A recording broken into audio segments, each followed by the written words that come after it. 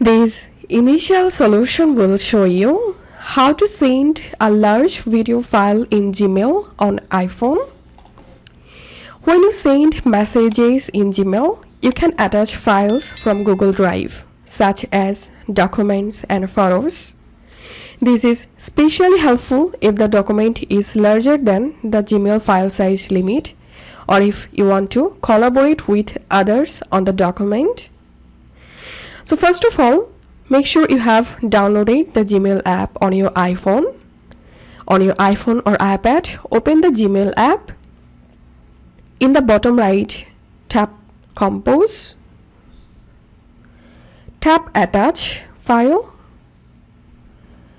and in the Drive section, search for the video you want to send. Once you get it, tap the file you want to send, and the video will be attached here. Now make sure to put a recipient email address and tap on Send. And this is how we can send a large video file in Gmail on iPhone.